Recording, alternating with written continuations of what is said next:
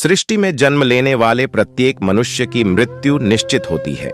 गीता में कहा गया है कि आत्मा अजर अमर होती है, इसलिए मृत्यु के बाद मनुष्यों को अपना शरीर त्याग करना पड़ता है।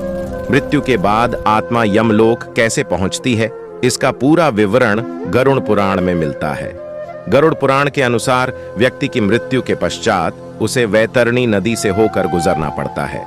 ऐसे में आज हम आपको वैतरणी नदी से जुड़ी कुछ महत्वपूर्ण बातें बताएंगे कि व्यक्ति की मृत्यु के पश्चात यम के दूत आत्मा को वैतरणी नदी से लेकर जाते हैं। गरुड़ पुराण के प्रेत खंड के अनुसार वैतरणी नदी का स्वरूप आत्मा पर निर्भर करता है। अगर कोई पुण्य आत्मा वैतरणी नदी को पार कर रही है तो उसको किसी भी कष्ट का सामना नहीं करना पड़ता।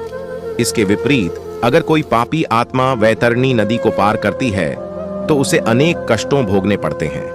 बुरी आत्माओं को भोगना पड़ता है कष्ट। गरुड़ पुराण के अनुसार दुष्ट आत्माओं के लिए वैतरणी नदी का स्वरूप हर क्षण बदलता रहता है। बुरी आत्माओं को वैतरणी नदी का भयंकर रूप सहना पड़ता है। गरुड़ पुराण में उल्लेख है कि व्यक्ति को अपने जीवन में दान पुण्य करना चाहिए ताकि मृत्यु के बाद वह वैतरणी नदी को बिना कष्टों के पार कर सके, क्योंकि पापी जीवात्मा को वैतरणी नदी में बहुत सारी यातनाएं झेलनी पड़ती हैं।